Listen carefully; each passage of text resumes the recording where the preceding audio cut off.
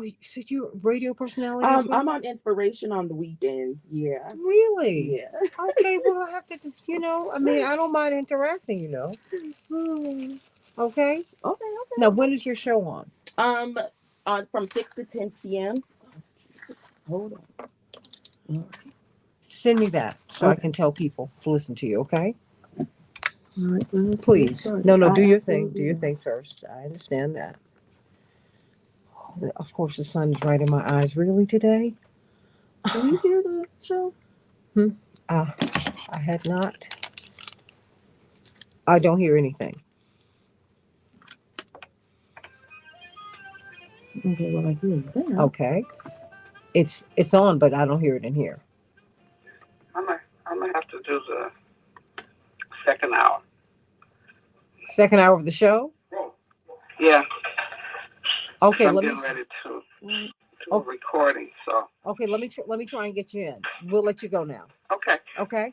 thank you. Okay, I don't have any of this. I can't hear anything. I we can't hear anything coming on the To board. the where you changed everything to look to where you changed it to KHA.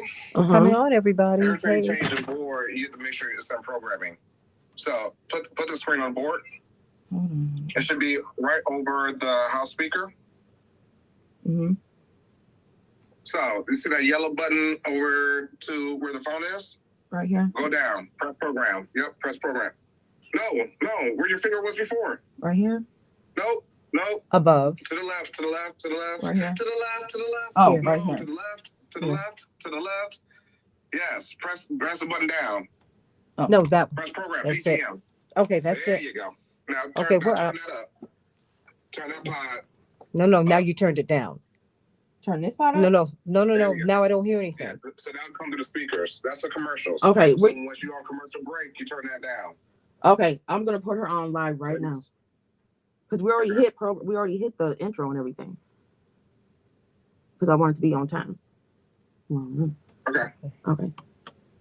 Hey, everybody. Welcome to Keep Hope Alive. It's just a little hot. Hey, everybody. Bring it down just a little bit more. Hey, everybody. Keep Hope Alive. Palm Sunday. No, Palm turn the Sunday. mic up. Turn the music On down. Keep Hope Alive with Reverend Jesse Jackson. Let's bring it down just a little bit more. So The Lily button is bar. Turn real the button hot. bar Bring it down. Turn it down. There we low. go. Not her mic.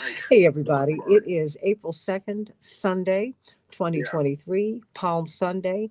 How ironic it is that Reverend Dr. Martin Luther King. Turn It's her okay, mic up sweetie. more. Just bring it down. Just bring it all the way All the way up. down because it's real hot. All the way, all the way. Bring All it the way up. all the way down. Bring it down. Bring it down. Bring it down. There you go. The And of music. course, how ironic it is that Reverend Dr. Martin Luther King was killed in this Easter season. In this Easter season, wow, we can't be.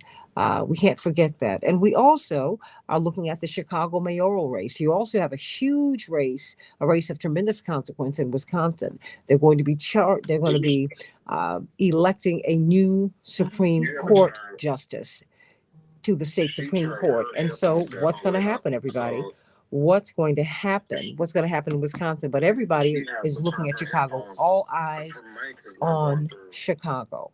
All eyes on Chicago. And I want to know what your thoughts are. Handicap the race. Will it be Brandon Johnson? Will it be Paul Vallis? And why? Call us at 866-594-HOPE, 866-594-4673. You won't hear her We're going to have a constantly because she's tremendous panel. live. We'll be rotating in and out today to talk about it. We want to know what your thoughts are. And I hope you'll join me on my But show, on the her mic, Santita Jackson Show, she on the has to put nation's her headphones. largest progressive talk radio station, WCPT and AM 950 Radio in Minneapolis, St. Paul. Going to talk with you today, as I do with you every week, 6 to 8 Central Standard Time in the morning. We want to talk about this Chicago mayoral race. Call us Robert and Angela and Kenneth and all my morning stars, everybody who's meeting me on this. Hey, Shirley from beautiful Philadelphia. I hope that you're able to drink that water there, Kenneth. Hey, everybody. And thank you to the NCAA. They honored Reverend Jesse Jackson yesterday. Their NCAA, this great tournament, those who go to HBCUs who made quite the impact this year. Well, they all honored him, and so he is in Houston today. I'm going to try and grab him for a few minutes, but I think he's got a breakfast to go to and church. But we're talking about this mayoral race here in Chicago on Keep Hope Alive with Reverend Jesse Jackson. I'm Santita Jackson. Call us at 866-594-HOPE, 866-594-4673. Hey, Evelyn, there in Chesapeake, Virginia. Eric, and sending you all so much love. Everybody like and share on the Santita Jackson Show YouTube channel, the Santita Jackson Show YouTube channel. And thank you for joining me on the Santita Jackson and Friends Facebook page. You all pushing me up to new numbers, and I appreciate that. Everyone, meet me on the Santita Jackson and Friends Facebook page. That's the only page where I can accept friends. But right now, I want you to be our friends today and call us and let us know what you think is going to happen in this mayoral race. Many people are saying that this is about the corporatists versus the populists, the police unions versus the teachers union. What do you think this is about, and who you got? Who you got? A lot of people are surprisingly supporting different candidates. So we want to know what your thoughts are. Call us at 866-594-HOPE, 866-594-4673. And hey, Dave, and sending everybody much love this morning on Keep Hope Alive with Reverend Jesse Jackson. Back in just a few minutes. Your opinion Too counts. hot. Bring it down. 1-866-594-HOPE. That's 1-866-594-4673. No, that's not it. It's just so you can hear the static. So he I have two dogs, your Sam and phone. Bailey. Both Bring are your- golden bring your phone. retrievers. I'm sorry. Poor Sam, he was a But he's nut, not- always itching. His Okay, I brought paws them were down, but soaking it's- wet all day from just constant licking. He had all the spots on his back. I just don't like putting Okay. shots in the I will be dog. back in a hot second. Okay. First of all, hold on. Relax. You have got this. Thank You're you. overthinking. Thank you. Okay, you do this for yourself every day. I do. Okay, now stop overthinking. I just don't want to. No. You're already putting that in your mind, messing up. Okay. You want to get this right, I do. and you already have it right. Without dynamite. Stop When I overthinking. get out Thank you. the Now dynamite, stop thinking that you're gonna mess up the show. Just say, I want to make it like work. I'm getting Let's them change it. retreat. Okay. They Thank roll you. over it. Okay, all right. You want something to drink? No, I'm good. I know, Actually. but I know we're teetotalers. We don't drink, but I know you have I something. get my dynamite from Hello? GIPE.com.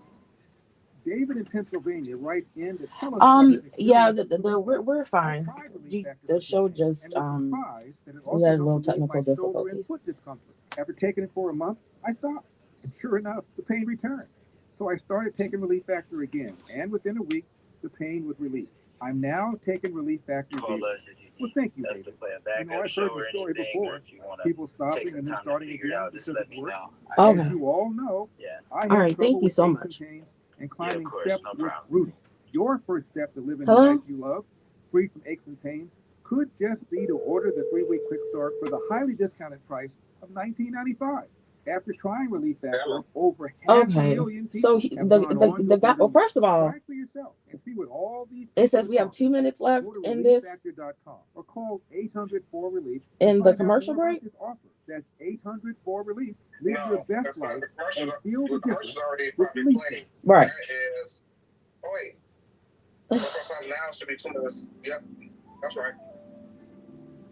So this is playing. This is only our commercials are only 2 minutes. And So the instrumental is playing right now. that's right.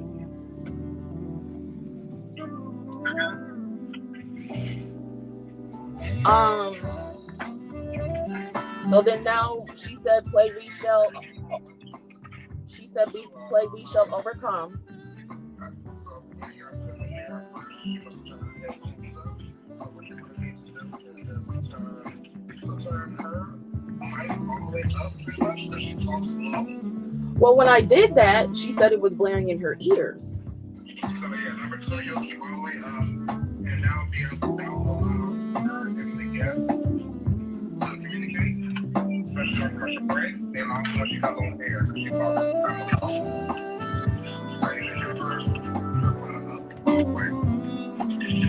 Okay, so she's gonna come back. So is the board okay? Because the guy just called me and said that it was low.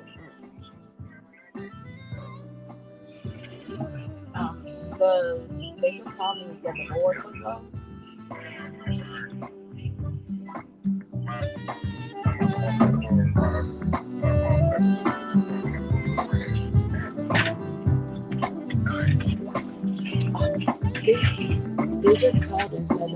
more if they put it here. Not because your mic was on the way down. Okay. But in the air. It said it was low. The volume was low. Because you had your mic all the way down. Okay. So don't put nothing in Q. Nothing goes in Q, correct?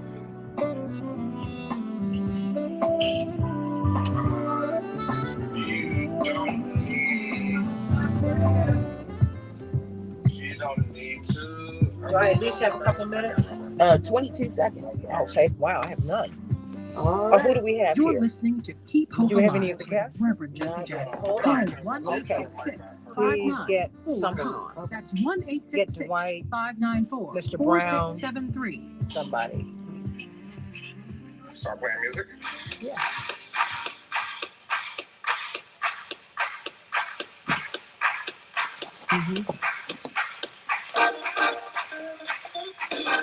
No, I can't hear anything. I still can hear you? No, I can't. I can't before. No, I can't. Okay, now get Mr. Brown and Mr.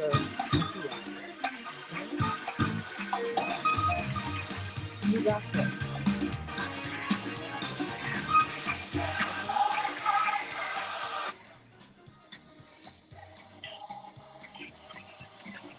Hey, everybody. Hey. Welcome to Keep Hope Alive with Reverend Jesse Jackson. I'm Santita Jackson. It's a joy to be with you today. We are just a couple of days away from electing a new mayor here in Chicago. Who will it be? What do you think? Kenneth, you're saying whomsoever wins the election is bought and paid for by the millions for Johnson, the 11 to 12 million for Johnson and $20 million for Vallis. Let me just say this to you. The thing is, you need to buy your candidates. The fact is, running for office is never an easy thing. It's not an easy thing. And so don't just call these people bought and paid for. At least, with Brandon Johnson, you're talking about teachers, people you pay for. Okay. And, and Mr. Vallis has his supporters too. The thing is, that's why we have to have publicly funded elections so that poor people can run. Because now you need to raise millions of dollars if you want to be in the House of Representatives. If you want a state seat, you got to spend hundreds of thousands of dollars. If you want to be the mayor of a big city, you got to spend lots and lots and lots and lots of money. This is not a game for people who have no money and who don't have access to it. And that's an awful thing. It cuts most Americans out of the game. So think about it that way. Think about it that way. How you doing? Good morning from Barbara Matthews, former Push choir member, sending you under the direction of Ralph Evans. I sang in the choir then too. You're living in Baltimore with some of my best friends, the Mitchells and all these other folks in Baltimore. And Anita Kent, you say Detroit says go for Brandon for mayor. He's more focused. So what do you think, everybody? And is it Tasha or Tashia Hankerson? We like to have you all hear us. During the commercial breaks. That's why we have you here on the Santita Jackson Show YouTube channel, and we stream on Reverend Jesse Jackson's Facebook page and the Santita Jackson and Friends Facebook page. Let me bring up Kevin Lampe, one of the country's top political operatives and organizers. Let's bring him up and let's talk about this election. It is one for the ages. Kevin Lampe, how you doing? Good morning, Santita. Good morning to your audience. Talk to me, Kevin. Let's bring him up over the speaker so that that's right. Kevin, Andy handicapped this race. I mean, you still have a nice little chunk of people who are undecided, although it seems that people are deciding every day for whom they will vote. But what do you think, what is going on with this race? It has been a very interesting race. As Brandon Johnson likes to point out himself, he was at 2.3% in the polls when he announced this back in the fall, and now the race is steady. Bring it up here. Polling I've been able to see, and my conversations I'm having with people on the streets and with people in the offices that are diving into this race, it is pretty much dead even. We've got there's some poll I was last week. It was showing some 10% undecided right now, and that's the margin. this is going to be when it's happening as we are now in the middle of the end of the voting season, getting ready towards Election Day, which will be the last day to vote. And so we've seen this race really come down to, a progressive versus a conservative, and each with different visions of what they see, where they see Chicago heading. Brandon with obviously a progressive view of how it should be governed, and Paul Vallis with a conservative version of this, of where Chicago will be going. Well, no, explain Yeah. that. Explain what is it? What is progressive? What is conservative in that context? Right. I think that one of the simplest ways is look at how they both look at education. Brandon is a public school teacher and looks at education as a public resource in a system that is supported by the people, the system that is so accountable to us. And then you have Paul Vallis, who has had a history of working training various school districts in cities like New Orleans and Philadelphia, and privatizing and turning education into a for-profit enterprise, disconnected from the people. And also that's how they approach everything. It's, when the conservative looks at ways in this country growing to privatize, to get rid of regulation, to get rid of the safeguards that are needed to in the our society so that everyone is included. Where Brandon Johnson is the person who is looking at society and knowing that there's a place for government to be there as a safety net. The government to be there is something that lifts up all people and not just enriches a chosen few. We're talking with Kevin Lampley about this mayoral race. What's going to happen? Many people are saying that this is between the teachers union and the FOP, the police union. So is it as simple as that before we bring on Dwight McKee, Kevin Lampley? You're welcome.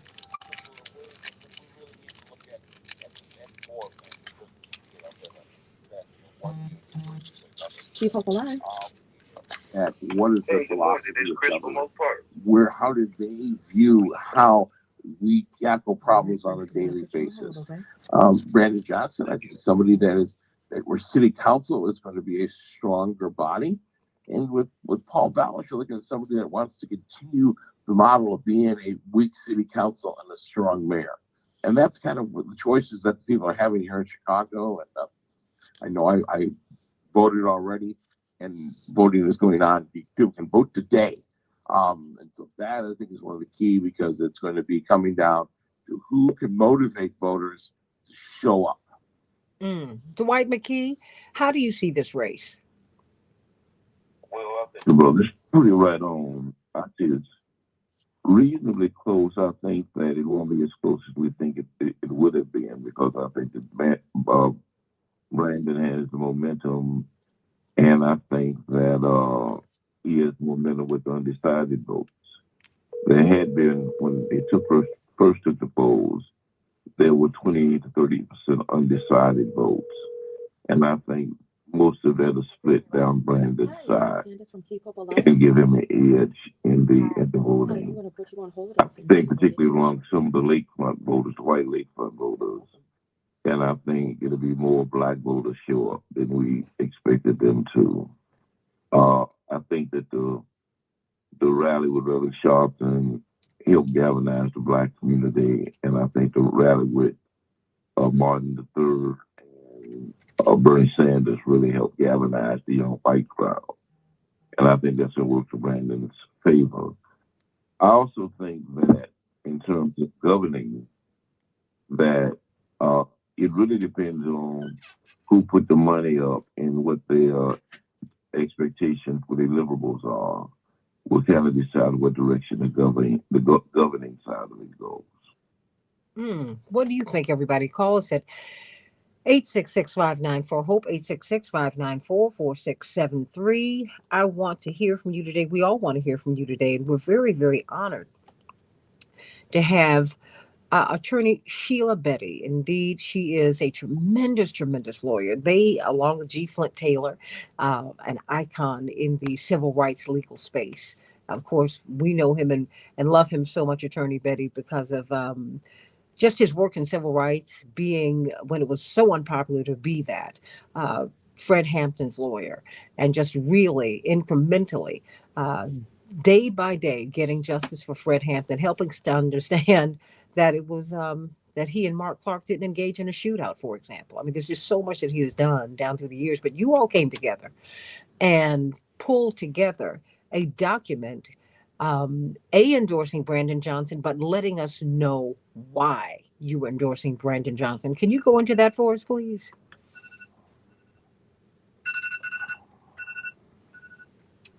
Attorney Sheila? Yes. Hi. I apologize. Good No, morning. No, thank you for being with us today. Thank you so much for having me. I'm so glad to be here, and I'm so grateful of the introduction you gave for my colleague and comrade Flint Taylor, who's one of my heroes, in part because of the representation that he provided for the family of Chairman Fred. And one of the things that we did with this letter that recently came out with over 130 lawyers from the Chicago community is really focused on what Brandon will do for our communities in terms of creating public safety, in terms of investing in Chicago's people that have been historically disinvested in for so long. But we also really focus on what Paul Vallas has done and what his history really has been. And when we look at his history in cities all over the country, what's documented is this pattern and practice of civil rights violations wherever he's gone. And that's compounded by his embrace of the endorsement of the Chicago Fraternal Order of Police, of the police union, which has doubled down on its anti-Black, white supremacist, violent rhetoric in endorsing Paul Vallas. Well, what did you find? I mean, because we are, Mr. Vallas, for his portion, says, look, I didn't privatize the schools. You all need to look at Arne Duncan for that. But on his watch, you had in the reconstruction of New Orleans, they reconstructed the school system, the public school system in New Orleans. And as it was composed, it's 100% charter. Please speak to us about specifically what it is that you saw, because you saw Black women losing their jobs and being disempowered. There's a lot that you found out, the civil rights violations, the lawsuits. These are things that no one is talking about, attorney. Yeah, so the pattern and practice that Paul Vallas has had wherever he's gone is first to essentially maneuver in whatever way is necessary to remove civil rights protections, to remove regulations that protect people who are vulnerable.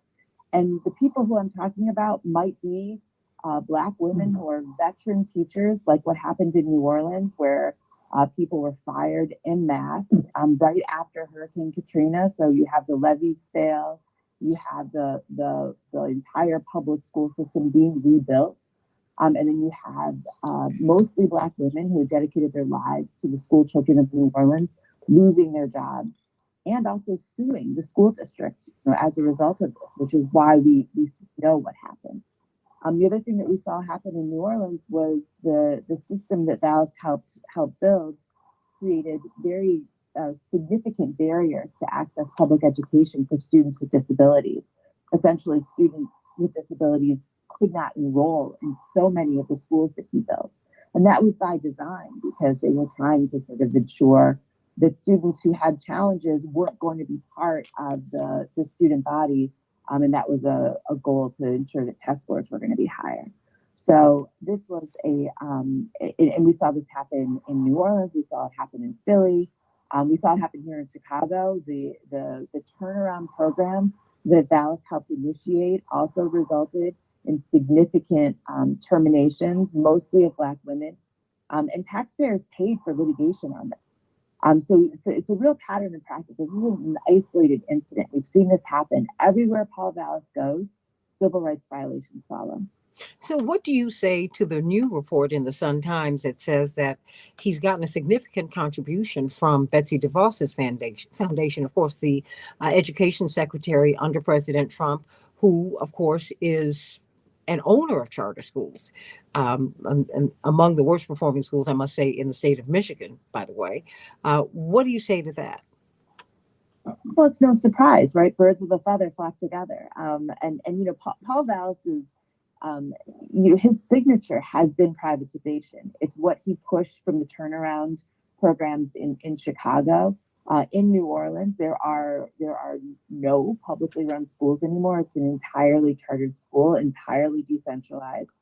So this has been this has been the mantra that he's pushed wherever he's gone. Despite the fact that we know that the charters often fare worse than regular schools. There's no data that suggests that they have better outcomes. And as a matter of fact, the data suggests that long-term outcomes are much worse. So the whole charter school push has really been about creating investments. It's been about financial opportunity. It has not been about school children. Do you think that could happen in Chicago, Attorney? I think there is a real danger of what Paul Vallis could do with his push to privatize. I think that there is, I think we should all be very concerned about what would happen with our schools, with other governmental functions, were Paul Vallis to become mayor and to apply the same approach in other areas. I mean, are you surprised, Kevin Lampe, by this campaign contribution from the former Secretary of Education, who is a tremendous proponent and owner of charter schools? Are you surprised by this, Kevin? Well, the ballot is not an essay question. So people will vote their economic interests. And if an operator of chartered schools is looking to expand their business, then they go with the candidate that's going to help them expand their business. And it doesn't matter what their economic interest is, they're going to vote for the person that's going to line their pockets. So it's not surprising to hear that an operator of charter schools is supporting the candidate that's going to operate more charter schools. Dwight McKee, you went to school in the 60s here in Chicago, and you had to go to school on what they call the Willis wagons. Could you explain what that is, and what do you see? Mm-hmm. The Willis wagons were the result of them locking black people into a certain locality in the city and not having the options to expand our geography beyond those barriers. And so rather, since they couldn't build out, they built up and piled us on top of each other. And the result of that, rather than build us new schools, they built us what's called Willis wagons, where they really were like barns that we went to school from 8 o'clock to 12 o'clock, and then the school emptied out. And then the group came in from 12 to 4. We didn't have lunch. Most of them didn't have bathrooms. But interesting enough, Paul Willis's reference point for a school is Fenger High School. Vallis and me and the guy that did Back to the Future all went to high school together at Fenger High School. And if you want to understand the point of reference for a school, look at Back to the Future. When I went to Fenger High School, it was 90% white. And it was really almost a school like Andy Hardy would go to.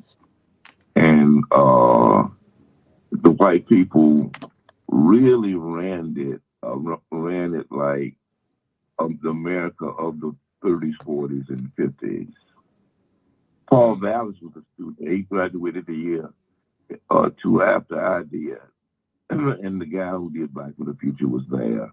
And he modeled the movie Back to the Future after Fenger High School. Wow. And so if you want to understand his perception of what a school is, look at Back to the Future. Yes, and his perception from that perspective. Wow, everybody, education. People keep talking about law and order. Education. economic opportunity, affordable housing. These are the issues. When you go into the Black and brown communities, that is what people are talking about. That's what's driving people to the polls, and people are coming alive. And so we want to know what your thoughts are with respect to this election. Chris, we're going to get to you in a hot second. And the other call is 866-594-HOPE, 866-594-4673. Keep Hope Alive with Reverend Jesse Jackson. Your opinion counts. 1-866-594-HOPE. Now I need to That's call 1-866-594-4673. Attorney Taylor and Attorney Potter. Okay. Thank you. Thank you. Thank you. Thank you. Thank you. Attorney Betty, do you have to leave us? I think if you've got Robin. Okay, I need you to bring her up just a little bit. Well, she's going to be coming on with Attorney Taylor.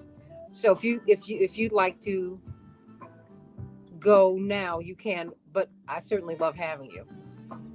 Well, thank you so much for having me, and I'll ring off now. But it was a real pleasure to speak with you. Thank you for being on this. Cannot wait to have you. I wish Reverend were here, but right now he's in Houston. He was honored at the NCAA tournament last night, and he has to do something else today. And so we try to manage what he does, because if he could live a 24-hour day, he would. Well, it's going to be sick to see him out there with Brandon. So it's been such an inspiration. So I'm so grateful to be able to speak with you. Well, look, I hope this will not be the last time, for sure. All right. Well, take care. Blessings to you. Thank you. Bye-bye. Okay, you can just make sure you get them on, okay? Okay, see, now you got through the first segment. Now it's easier now, isn't it? Okay.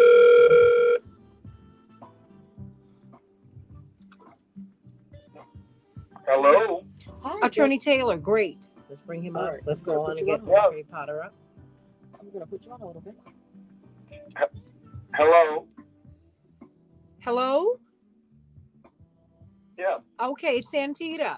We're just trying to get Attorney I'm Potter having up. trouble hearing you. Can you hear me? Okay, hold on one moment. You need to turn on my mic. Oh, you ready to go back online? Yeah. Well, no. I was trying to speak to him. Hello. Okay. So he can make sure that he can hear me. Hello, can you hear me, Attorney Taylor? Attorney Taylor, can you hear me? This is Attorney Taylor. Okay. Can you hear us? Yes, now I can hear you better. Okay. We're going to put you on hold. But he can hear you. Would he be able to hear me? Okay, Yeah, we'll thank be able to you. hear you. Okay. Okay, and get Attorney Potter on, and then we're going to go right back to it. Let me go to Chris. Okay, just slow down. Slow down. We're going to get Chris. Hey, everybody. Welcome back to Keep Up Alive with Reverend Jesse Jackson. 2 days away from the goodness gracious, from the mayoral election here in Chicago. I do hope that you will be voting. It is, as you said, Kevin Lampe, the voting season. It is the voting season.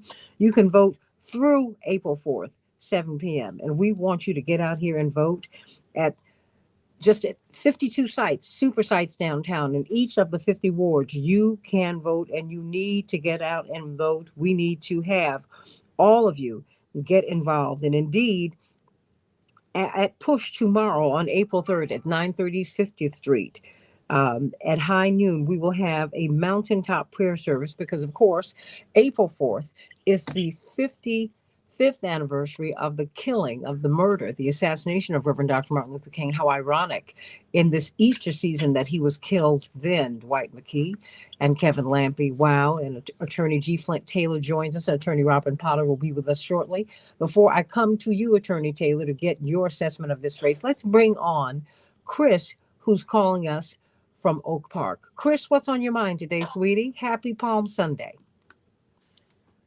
Good morning. Good morning. Hopefully everybody's well. Happy Palm Sunday, and shout out to Reverend Jackson. And also, I'm a big fan of G. Flint Taylor. I used to talk to him all the time on the Cliff Kelly show when he would come on. So I'll say what I have to say. There's a lot of excitement around Brandon's campaign, and he's more than a one-trick pony, as his opponent is, Mr. Dallas. And crime is not the only thing that the Black community thinks about. And also, the Black black community needs parity, as in Chicago, as in there's no poor white neighborhood in Chicago.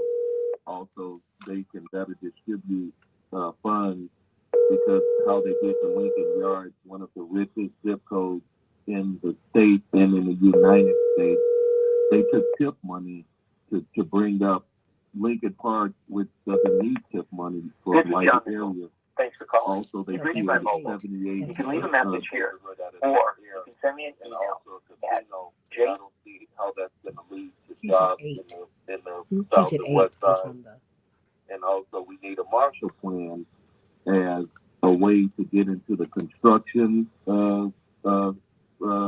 business and Just stay with get more 7 black o'clock. workers. Also, we need the whoever's going to be the mayor to reopen up the lawsuit where there's supposed to be a certain percentage of black police officers, certain percentage of black firemen, and also Get city Robin Potter workers, on. because the last mayors, they've done a dismal job in addressing that. Yes. And like I said, we just need parity so we can get our black children off the street. If they can do something with the trade schools and more parity. And I'm not disparaging immigrants or anything, but we need to take care of people here who've been struggling. We have the highest unemployment rate, I think, for ages 16 to 25. Just need parity, and that's all I'm asking for. But this it's an obvious choice between Mr. Brandon for Mr. Johnson versus Mr. Ballard. And I also lived in New Orleans.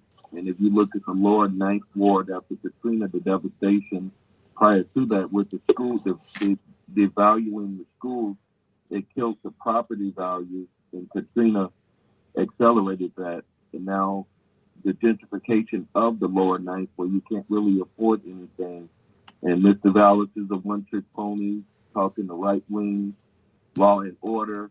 And if you look at the longest the crime was isolated to the north side, to the south and west side, there was no issue. And if you actually look at the crime statistics, the north side is one of the safest places. And if you look at the homicide rate, it's been consistent for the last 30 years because they don't really have police strategies for the black and brown areas. And it's just more of the same. And I wish nothing but success for Mr. Brandon. And Peter, thank you for taking my call. Chris, thank you so much. We want you to know that voting is the end of the beginning of the process, not the beginning of the end. April 5th. Well, I just wanted to share this with you. April 5th, no matter what, you're going to have to advocate for our positions. The corporatists that are already at the gate, they're already resting on the 5th floor, waiting for the new mayor to come in. And so I just hope that we understand how much we have to continue to advocate. Chris, before you go. As Jonathan Jackson says, and I talk to Jonathan all Bring the that up, time, if you vote, you get what you deserve. If you don't vote, you deserve what you get. Amen to that. What did you say now? My brother's being wise. What?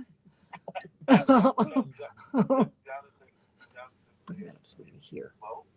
Get what you deserve. If you don't vote, you deserve what you get. Boom, mic drop on that. I'm gonna have to steal that myself. That's what I'm gonna take that. I'm gonna give him credit the first time, Chris. Then I'm gonna have to take it for myself. All right. Okay, sweetie. Let me go. Oh, blessings to you. Sending you much, much, much love. Of course, joining Kevin Lampe and Dwight McKee is the iconic civil rights lawyer. Where would we be without G. Flint Taylor? People take for granted what advocacy and advocating Dwight McKee and Kevin Lampe, what advocating for the least of these in this town look like. But, people say that I'm an activist and I'm an organizer. That is not an easy thing. This is the town that chased Dr. King out of town. Right, Dwight? Absolutely. They chased him out of town. Now, Dr. King did not bring Reverend Jackson to Chicago. Reverend Jackson was brought here by a full scholarship to the University of Chicago. He was on a Rockefeller Foundation grant to get his master's in divinity. But he was such a tremendous organizer that Reverend James Bevel recognized him, who Dr. King knew because Reverend was a student leader at North Carolina A&T. He said, "You need to hire this guy." this kid's got something. He can organize some people, working with Al Raby and people like that at Coco and just all over town. But it was the hostility. Dr. King, Dwight, before we bring on Attorney G. Flint Taylor, the hostility he saw in Chicago, he had never seen before. He said, these are the meanest people in the world. I've never seen anything like this. Did he not, Dwight? Oh, absolutely, because it was a town of immigrants, many of whose fathers and mothers had come over as European, fleeing Europe and oppression in Europe, who had nothing in Europe. And so they were desperate people. And this was the first time they could even own land. They couldn't even own land in Europe. And so they, unlike people in the South, who were familiar with having worked with Black people 200, 300, 400 years, these people came over here having never really even been involved with Black people. And so they were not just hostile, they were rabid in their pursuit of segregation. And the hate and the venom Dr. King had never been exposed to. I know when I went to school with that crowd, when I was a finger, it was a group of immigrants because it was the Pullman crowd. Pullman had bought a lot of those guys who had worked on the railroad. And they were so hostile and so venomous. Ironically enough, Gator Bragg was in school with us. And we ended up having to close the school down in demonstrations and boycotts just for the racism there. These were very hateful, spiteful people. Well, Janet Sherwood Sussman, my sister from one of the morning stars from the Santita Jackson show, she said Dr. King said something to the effect, Attorney G. Flint Taylor, that you saw racism in the South, but he had to come to Chicago to see hate. I mean, and it is in that context that you went to Fred Hampton's home, and you said something about this story is not right. I know he and Mark Clark didn't engage in a shootout with half the CPD, Chicago Police Department, and you and your the People's Law Office changed the narrative. You said no, all the bullets were shooting in from the street. You can't make this stuff up. Oh boy! And then I find that Betsy DeVos has made a significant contribution to Paul Vallas's campaign. Why have you and Attorney Robin Potter, who joins us now, why have you and these lawyers come together and given us such a heavily footnoted endorsement of Brandon Johnson? What is it about Brandon Johnson that you like? What is it about Paul Vallas that gives you cause to pause? Attorney G. Flint Taylor. Well, good morning, Santita, and thank you so much for having us on the show and for all the great work you and the Reverend do. I want to quote the brilliant Reverend who, when Daley appointed Paul Vallas to be CEO of Chicago Public Schools in 1995, there was a very strong voice out there that said he's not qualified, and that was Reverend Jackson. And here we are, and everyone waking up Sunday morning to us, thank you, because we're really happy you're here. And so you hear our research, the documented evidence of the wreckage that Vallas has, imposed upon people of many communities throughout this country, school district after school district. And that's why we support Brandon after 100 or more hours of research. So, one thing we learned in this research, Santita, after reading over 100 cases over and over, and if you've ever worked with Flint, which I have for about 3 decades, and recently on this project with Sheila, you have to have your facts straight. You better. And the facts were and I think, as you continue, Attorney Potter, because I've had people challenge me on my show, I'm very clear that we're taking, at least in the corporate space, a minority position. So you had better come ready with the facts, because you are going to be challenged. And that's fine. And one thing I want to say out front to everyone out there, our research, I think Sheila Flint and I could probably write a book after this, but we didn't have time. And there's much more. And I want to put it out there. One thing about Brandon's qualified. His qualifications are out there. You know, he was an organizer, a teacher, a husband, a father, 25-year marriage, Cook County Commissioner with an incredible record that we documented on education, homelessness, crime, violence prevention. Vallis is the opposite, ladies and gentlemen. And I want to put it out there, one thing we haven't finished. When did Vallis teach? Was he ever a teacher? He said he was in Hardin, Montana. Our research, we didn't cover that because it was so inconclusive. He said from 1976 to 80, he was a teacher. And Brandon was, for many years, 4 years in Cabrini, and a good teacher. I've known Brandon personally 10 years. But the evidence shows it was documented and questioned by many in the media, Dan Mahopoulos and others, when did he teach? First, he said he was a teacher in the Hardin Public Schools. Then he said he was a student teacher for a year. So I want to call people in the Indian schools. Then he said he really wasn't in Hardin except as a student teacher. So I think the whole thrust of the research Sheila Flint and I did with the help of many lawyers, I have to really say that it wasn't a sole effort, it was collective, is that the man's record is different than what he is telling the people of Chicago. The record shows basically what he's saying is untrue. Every single school district, he has left behind debt, more segregation, worse conditions, more racial layoffs of Black veteran teachers. And I'll tell you, the figures are shocking. We couldn't even cover it all. And one thing that is really disturbing and concerning. So finally in 2000, we detailed this thing called turnarounds that was started in 1995 in Chicago, which led, I think, you know, people know the complete devastation of dozens and dozens of schools in the Black community targeted.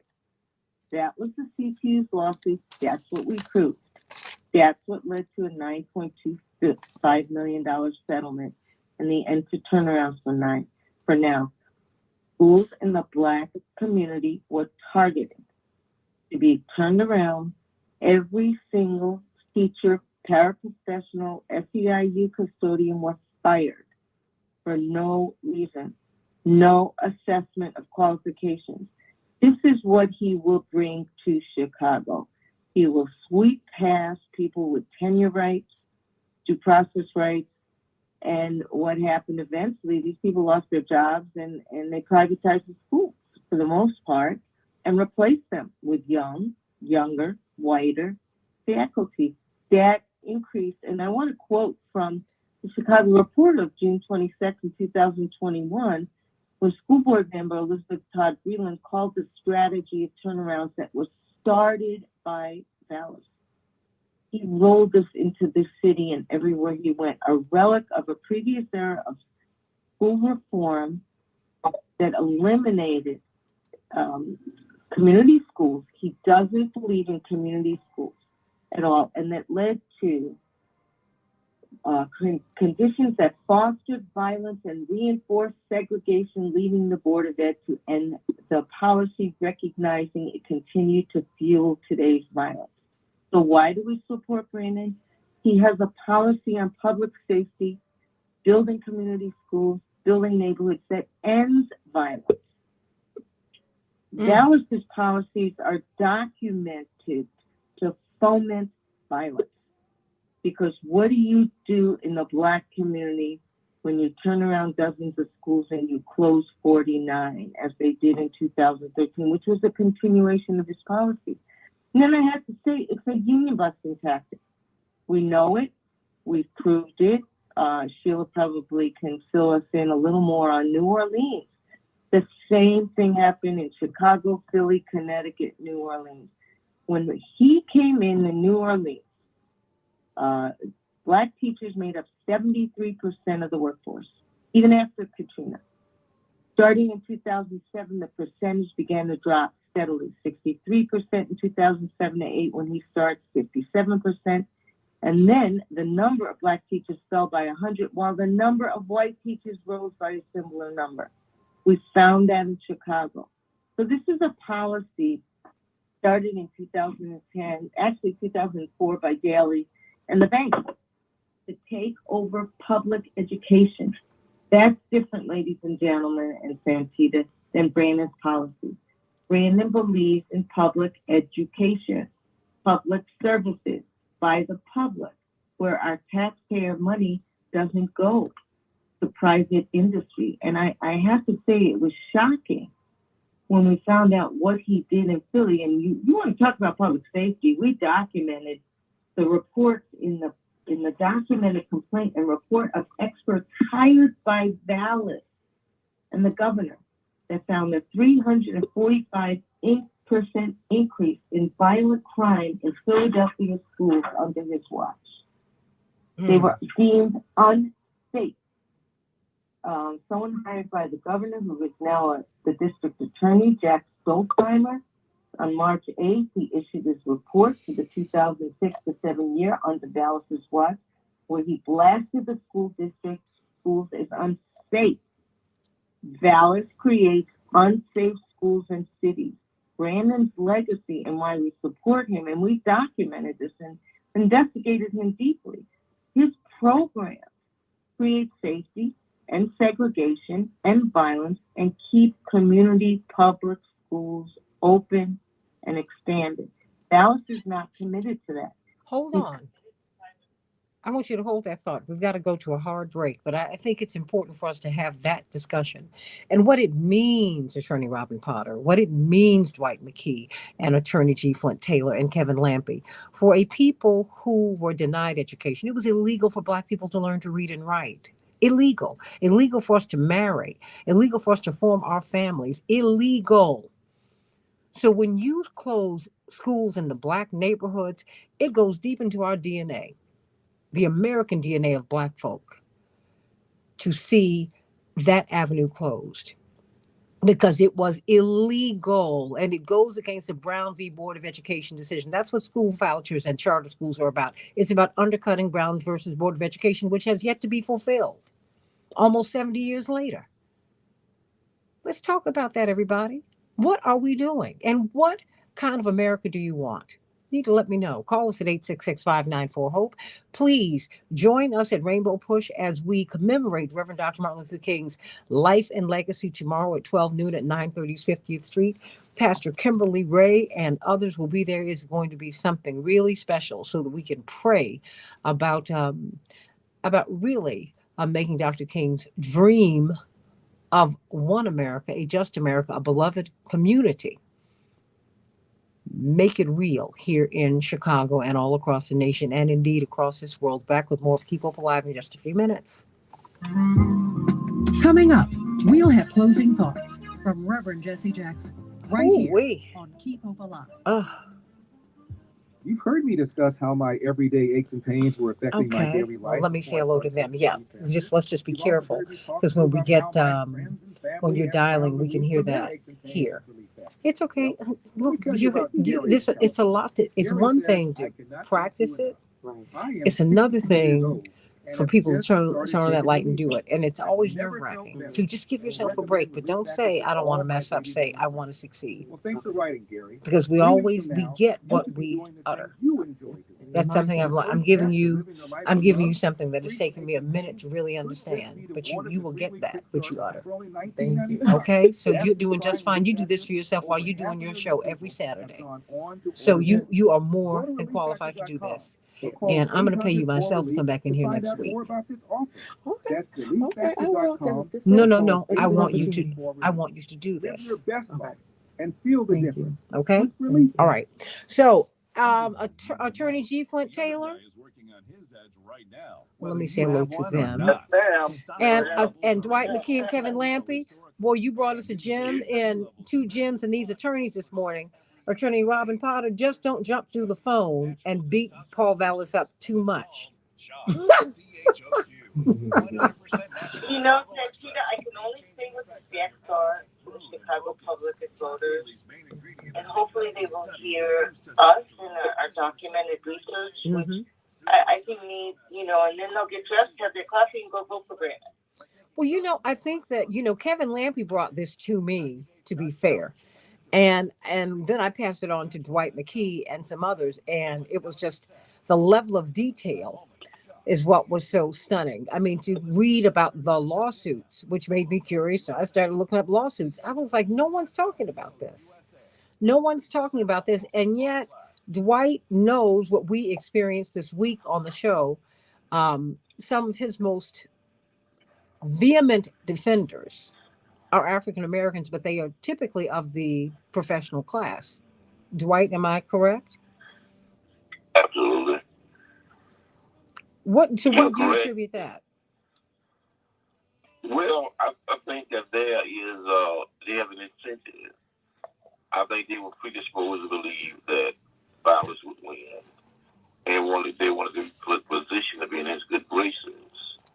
And so many of them went out on a limb and endorsed him. Some have a valid belief that he's the better candidate. Some are intimidated by crime. And because, it's the middle class community, they see themselves as victims of crime. And some are on the political plantation and have been for years. Others, I think, have a legitimate concern about where the city is going. They think that almost by reflex that Ballas, because he has experience, is more qualified to run the city than Brandon is. But then some we call the Nicodemus crowd is there because they are trying to hedge their bets. And he said himself that there's a lot of blacks that are supporting him privately. They can't support him publicly. And that's the crowd that's kind of hedging their bets just in case he does win. But I think that what they didn't anticipate is that the momentum would flip to Brandon's side for reasons like the case that the lawyers developed and put out publicly that made the undecided begin to rethink their choice. Stand by. The rallies. Stand by, Dwight. We're coming up. One moment. Is this clock accurate? You're listening to Keep Hope Alive. This We clock want is to hear from you. Tuesday. Please Okay. email your questions or comments to Reverend Jesse Jackson at keephopealiveradio.com. Hey, everybody. Stay tuned for the second hour of Keep Hope Alive. We are in the voting season here in Chicago and in Wisconsin. Kevin, you were just in Wisconsin with President Biden. The fact is, they have the power to turn the Supreme Court in a progressive direction. And people would say, oh, the Supreme Court, the court should be neutral. These courts aren't neutral. Get out of here. We overturned Roe v. Wade, even though the people who said that they wanted to be on the court and we put them on the court, they said they wouldn't do it. They wouldn't touch it. Well, okay, so enough of that. So now, everybody, let's talk about this mayoral election here in Chicago. What's going to happen on Tuesday? Many people are saying that Brandon Johnson has got the momentum. They both have support from unions. Brandon Johnson from the Chicago Teachers Union. Somehow or another, that's become a negative. It's amazing. And then, of course, the Teachers Union. I think I just got a message saying that the police union, not the rank and file, but the board of the FOP support Paul Vallas. I wonder what that means. Back with more of Keep Hope Alive in just a few minutes. See you tomorrow at Rainbow Push at 12 noon as we commemorate Reverend Dr. Martin Luther King's the assassination of his death and his assassination and him pushing us to vote. Back in just a minute. Thank you for listening to Keep Hope Alive with Reverend Jesse We'll get these people on and we'll keep this moving. Please visit our website at www.keephopealiveradio.com. Oh, you guys, Attorney Taylor, I'm going to come to you. I'm going to cede my intro, the 3 minutes or so that I have to you when we come back in literally in 1 minute.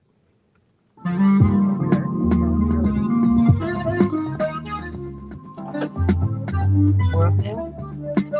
Now playing in a minute, right? Mm-hmm. Okay. Were we able to find Mary Jo Reed? Well, I'm getting ready to find Oh, it. okay. We're going back on now, right? No, at 8. 8, okay. Why is... Only if you can find it. If not, let's just go right to We Shall Overcome. All right, now let's see. And Kenneth, yes, Dr. King's innermost circle was infiltrated. Reverend Jackson's has been too.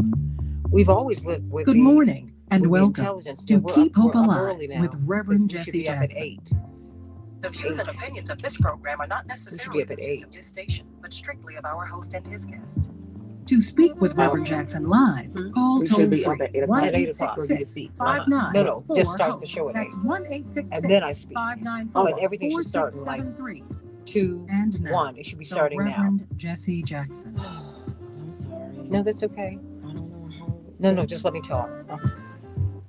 Hey, everybody. Welcome to Keep Hope Alive with Reverend Jesse Jackson. I'm Santita Jackson. I hope that you are out voting here in Chicago. Indeed, all eyes are on Chicago. Everybody in the United States and people around the world, quite frankly, want to know what is going to happen with this mayoral race. Many people saw Paul Vallas leading in the polls really all the way through. And then something has happened as now we have gone from 8 or 9 candidates to 2. Now the differences between the candidates are much more stark. And so we're seeing the people supporting the candidates. We're seeing some white ethnics are supporting Paul Vallas. You're seeing corporations that are supporting Paul Vallas. You see some members of the Black professional class who are supporting Paul Vallas. You see the teachers, the board of the FOP, the police union supporting Paul Vallas, but you have the teachers union, not just the teachers union, but rank and file teachers supporting Brandon Johnson. And the people, if you will. You have Bernie Sanders, who had a tremendous rally that he led supporting Brandon Johnson this past week. Congressman Jonathan Jackson, Congresswoman Delia Ramirez was there. And of course, we had Judge Greg Mathis, Trey Lorenz. I mean, so many people are very, very excited about this campaign. And Brendan Boyle has said, you do not want this guy. And it's just gotten very, very exciting. Attorney G. Flint Taylor, the iconic G. Flint Taylor, who has done so much. I mean, I can never thank you enough for all that you have done for all of us down through the years, just putting your life on the line, all the money that you could have made, but that was not important to you. One of the founding members of the People's Law Office and the author of The Torture Machine, Racism and Police Violence in Chicago. So when you hear that the board of the FOP are supporting Paul Vallas, what does that say to you in light of all of the research that went into your book, The Torture Machine? Well, what it says to me that it is business as usual. That the history of the FOP, and I don't know if you want to make a distinction at this point between the board and the rank and file, because if the rank and file does not support Paul Vallas, they need to speak out. We need to hear their voices. I know that it is dangerous for the rank and file to speak against the powers that be in the police department. And make no mistake about it, the FOP in many respects runs the police department. Its racist philosophy and its racist leadership is the voice that we hear. We don't hear the voices of dissent within the police department. And if Paul Vallas is elected, what we're going to have is, rather than any even modest attempt at reform in the police department, not even modest attempts to discipline officers who shoot, to kill, officers who beat and maim in the community.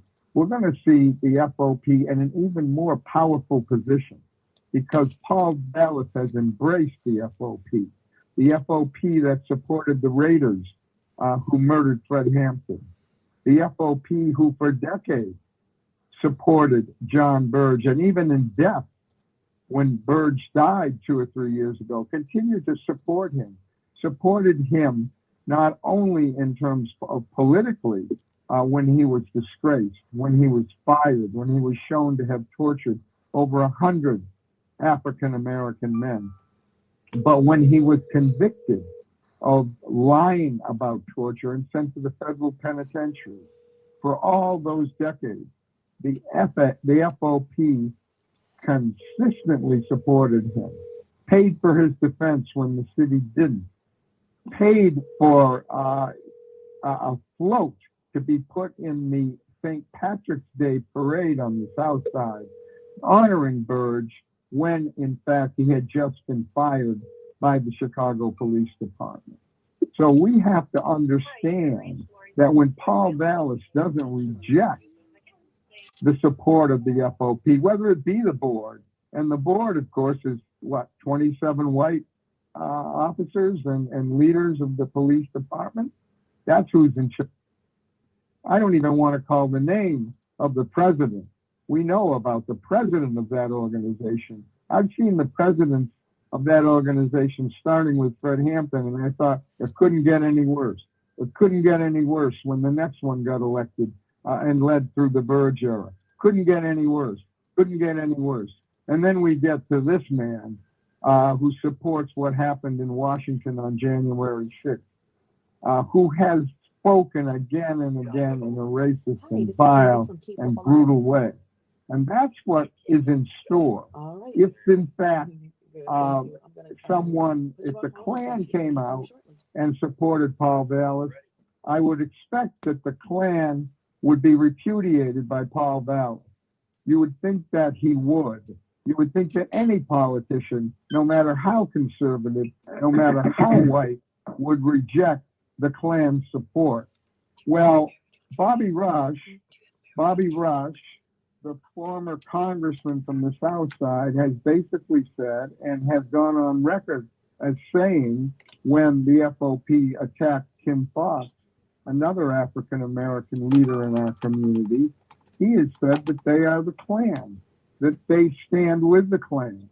So where is Paul Vallas's voice saying, I don't support the FOP? The FOP, I do not want their endorsement. I reject their endorsement. They're not going to run the police department if I get elected. We don't hear any of that. We just hear them patting each other on the back, and that scares me, and that should scare everyone who's listening, and that should scare everyone who's thinking about or is going to vote on April 4th. Mic drop on that. That's Attorney G. Flint Taylor. Very quickly, Robin Potter, because I've got to go to this hard break. I want to respond to that. We went through and we didn't have time. Well, no, to well, go hold that through thought. the I want actual- you to respond on the other side of the break. Let me go to this break because we're in syndication. I gotta get all these people out. But no. Stay right there. We've got John Nichols from The Nation magazine. Oh, no. Stay right there. Back with more of Keep Hope Alive in just a few minutes. Your opinion counts. We'll come back with it. 594-HOPE. That's 1-866-594-4673. Okay. Now, everyone, we can keep talking. We're on Facebook. We're on YouTube. We're doing all of those things right now.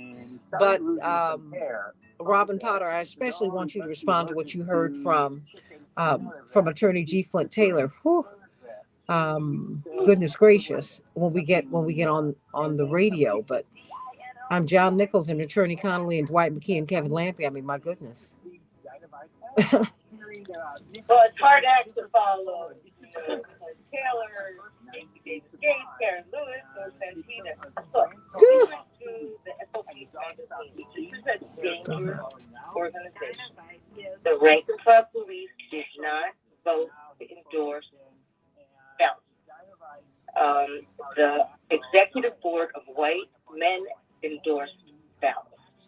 That's not rank and file police officers. So I want to quote from what he said in the magazine, in his opening letters on the president's report. This is in his January magazine. We are going to dictate what happens and the direction this city goes. So this is different. Other unions that support Brandon are in cooperation. They don't intend to take over City Hall. This man is very clear and he's very dangerous. So, and I think the whole history, like Captain Bowers quoted saying, he marched into the city council meeting with a Trump shirt. He's a Republican. Brandon is a Democrat. He said Muslims are terrorists. So any Muslim listening to this, you know Brandon needs your vote. He said for Mayor Lightfoot's COVID policy is like the Holocaust. I'm very proud to be Jewish. But you don't have to be Jewish to vote for Brandon and say, we can't have that kind of anti-Semitism and racism on the fifth floor. Well, I mean, these are exact quotes. I mean, because it's all racism, right? I mean, really, this is crazy. It's not just crazy. It is very unsettling, and we're not discussing that. I mean, we had someone to call into the show, and we were on an hour past airtime, Attorney Potter. Okay, an hour past airtime. Dwight was there, and every fact that Dwight put out there was attacked. And I'm like, what is the? I mean, and it's the ferocity with which, with which Brandon Johnson supporters are being attacked. I mean, Attorney Connolly will be on in a short while. Our Latina sisters are out canvassing for Brandon Johnson, and they're being followed. And, and I asked Mr. Vallis, I said, what are you going to say about this? Because you've got to say something.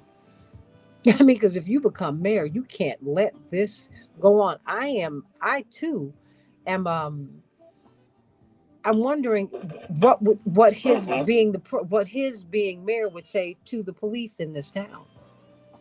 Mm-hmm. That's right.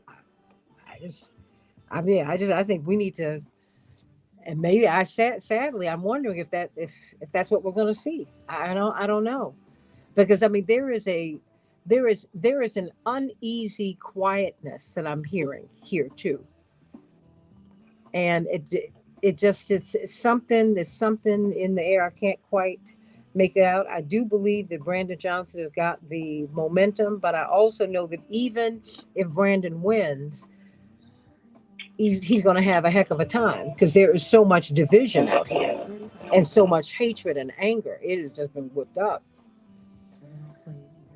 Yeah, I think that, Peter, if I could say, that's one thing that this documented evidence in our study showed, that Brandon unifies people. Everywhere Vallis has gone, he's been fired. He created disunity in his way. In Bridgeport, Connecticut, he was fired as unqualified.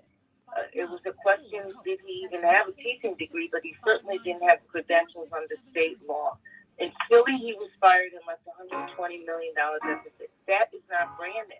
Brandon has a whole history of producing, of unifying people. He left New Orleans in shambles. He left, Daley fired him from CPS. No, stand by. Why? Hold that thought. I mean, you all are absolutely right. But these people don't care about qualifications. Sadly, this is mean and raw. Stand right there. So we can hear that.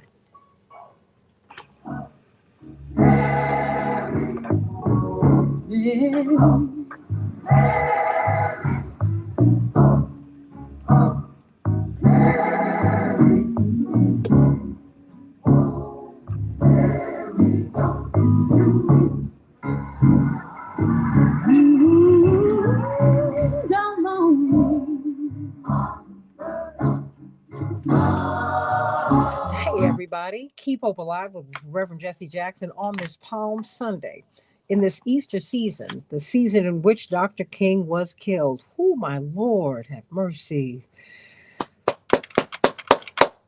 Thinking about that is just a lot. This man was taken from his wife and 4 babies. Wow. It's a lot. It's a lot, everybody. Get out and vote. The crowning achievement of Dr. King's life was getting us the right to vote. It had been 70 years since that amendment had been signed, and that was something that he pushed he pushed LBJ to do. That's why we got the Voting Rights Act. And then once he signed it, LBJ turned to the black leadership and he said, now, Negro leaders, it is your job to go home and teach your people to be citizens. Because without the vote, you're not a citizen, everybody. Those 3 slave amendments gave us freedom, they gave us our citizenship, and they gave us the right to vote. They're tied together. Vote, it's the voting season. Get out and do it. Dwight McKee, Kevin Lampe, attorney Robin Potter. Oh, attorney G. Flint Taylor just gave us a whole class on what it is that we need to be doing and why on Tuesday, the person for whom we need to vote. Attorney Aaron Connolly, brilliant political organizer. And of course, John Nichols from The Nation magazine. John Nichols, before I pivot to you, Robin Potter, you wanted to respond to what you heard from attorney G. Flint Taylor. I mean, as I don't know if I've sent this to you, John Nichols, this incredible endorsement that these civil rights lawyers and paralegals and paraprofessionals, it's something incredible. As you're down there watching basketball with Reverend, but we'll leave that alone for now.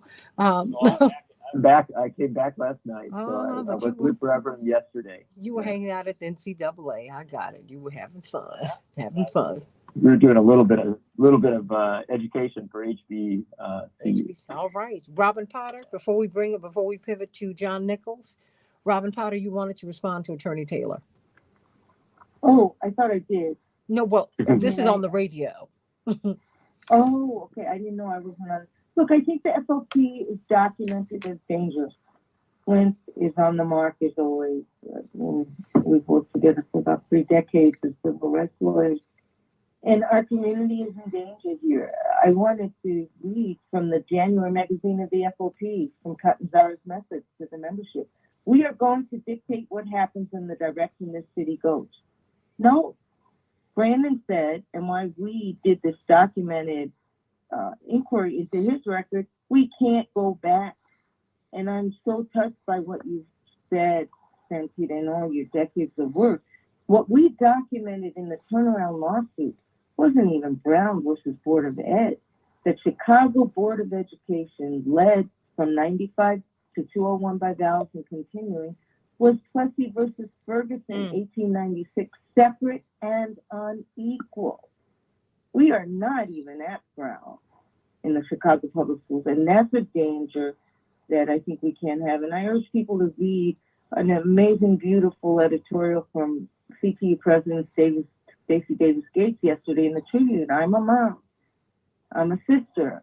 I'm a mother of 3 public school kids. We want safety. We want our kids to ride bikes in the street. And when we read the stats in Philadelphia, New Orleans, the devastation, the union busting, the violence, we were just overwhelmed as a civil rights and labor bar to say to the people of Chicago, this is not public safety. This is more crime, more violence, more segregation, more money spent. I mean, we documented retaliation against workers who stood up and spoke out, that Vallis personally fired Graham, Philadelphia. She said, you can't award contracts to your friends.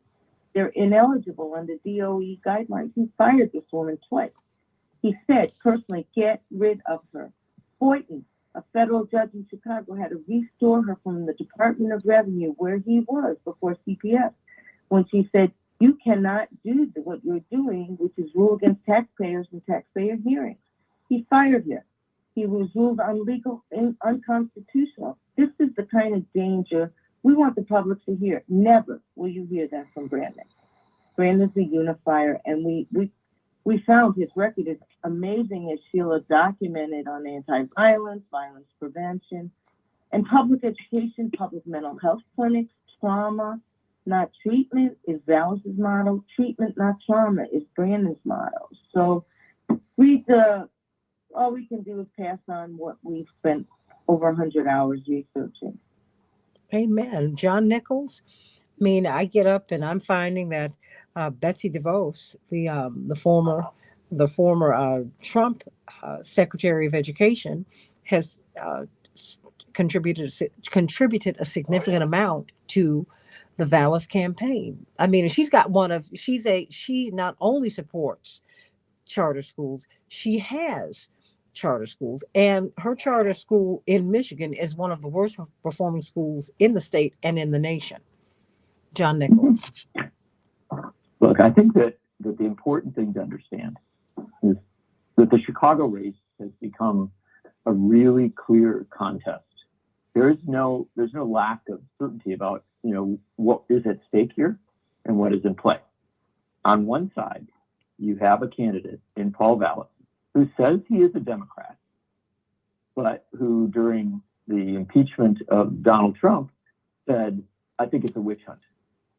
Now, with all due respect, there were no Democrats in Congress, no serious figures in our Congress who thought it was a witch hunt. In fact, it's important to understand that responsible Republicans came across and voted with the Democrats to impeach Donald Trump. And yet Paul Vallas said, I think it's a witch hunt. So right there, you start to get this perspective on this man on the national level. On the national level, he has been there for every neoliberal assault on working class people, be it with their schools, be it in their communities. And then we come down to this core issue of policing, right? This understanding that policing has to change and get better. And this is something I talk to police officers all the time who recognize this, right? And yet Paul Vallas is thrown in with the positions taken by the hard right wing within the Republican Party. And then you have Brandon Johnson. Brandon Johnson isn't supported by Betsy DeVos. He didn't say that Donald Trump was the subject of a witch hunt. He didn't support privatization or undermining of our public schools. He's got this whole record of being on the right side of history. And this week in Chicago, he rallied with Senator Bernie Sanders. He's not even going down. Brandon Johnson isn't doing the soft middle. He is giving real clarity. He rallied with Bernie Sanders and with civil rights and community leaders, with people from across a multiracial and multi-ethnic, multi-neighborhood spectrum. I mean, just think of this difference between these two candidates, and then think about the morning of April 5th. Think about what you will wake up to on the morning of April 5th. Will it be a Mayor Paul Vallas, which is all the politics of the past, everything that hopefully we are evolving and moving away from? Or will it be a Mayor Brandon Johnson? If it is a Mayor Brandon Johnson, that won't just be a change for Chicago. That will be a change for the entire United States. This country will pause, and people will say, even amidst all the other things going on, and people will say, who is this young Black man who has become the mayor of Chicago, running a campaign based on economic and social and racial justice, who has the support of progressives, who has built this multiracial, multi-ethnic coalition? I think it will be very similar to what happened in 1983, when Americans woke up and looked at Chicago and said, who is this man, Harold Washington? And Harold Washington became a national figure for renewal of urban areas, for renewal of urban politics. And I think that Brandon Johnson has the potential to be just that, not simply because of who he is, although that is important, but because of what he has come through. He started this race far behind. He has now closed the gap.